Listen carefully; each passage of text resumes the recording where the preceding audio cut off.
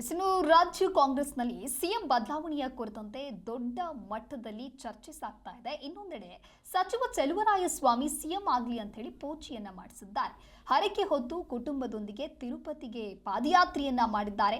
ಅಭಿಮಾನಿ ಆನಂದ ಎಂಬುವರಿಂದ ಹರಕೆ ಹೊತ್ತು ಈ ರೀತಿಯಾಗಿ ಯಾತ್ರೆಯನ್ನ ಮಾಡಲಾಗಿದೆ. ನಾಗಮಂಗಲ ತಾಲೂಕಿನ ದೊಡ್ಡ ಚಿಕ್ಕನಹಳ್ಳಿ ಗ್ರಾಮದ ಆನಂದ ಚೆಲುವರಾಯಸ್ವಾಮಿ ಫೋಟೋ ಹಿಡಿದು ತಿರುಪತಿಗೆ ನಡಿಗೆಯನ್ನ ಮಾಡಿದ್ದಾರೆ. ಏನು ಉಳಿಸ್ಕೊಂಡಿದ್ದಾರೆ ಜನಾಂಗ ಅಂತ, ಅದೇ ರೀತಿ ಡಿ ಕೆ ಶಿವಕುಮಾರ್ ಸಾಹೇಬರು ಉಳಿಸ್ಕೊಳ್ಳಿ. ದೇವೇಗೌಡರ ಅಪ್ಪಾಜಿಯರು ನಮ್ಮವರೇ, ಡಿ ಕೆ ಶಿವಕುಮಾರ್ ಸಾಹೇಬರು ನಮ್ಮವರೇ, ಚೆಲುವರಾಯಸ್ವಾಮಿ ಸಾಹೇಬರು ನಮ್ಮವರೇ. ಆದರೆ ಹೆಚ್ಚಿನ ಅಭಿಮಾನ ಚೆಲುವರಾಯಸ್ವಾಮಿ ಅವ್ರಿಗೆ. ನಮ್ಮ ತಾಲೂಕು, ನಮ್ಮ ಜಿಲ್ಲೆ, ನಮ್ಮ ನಾಯಕರು ಎಲ್ಲೇ ದೂರದಲ್ಲಿ ನಿಂತಿದ್ರು ಕರೆದಿ ಗುರುತಿಸ್ತಾರೆ, ಹೇಳ್ತಾರೆ. ಇನ್ನೊಂದು ಬಾರಿ ಗೆದ್ದು ಬರಲಿ ಅಂತ ಭಗವಂತನಲ್ಲಿ ಪ್ರಾರ್ಥನೆ ಮಾಡ್ಕೋತೀನಿ. ಇವತ್ತಿಂದ ಈಗ ಕಂಡಿದ್ದಾರೆ.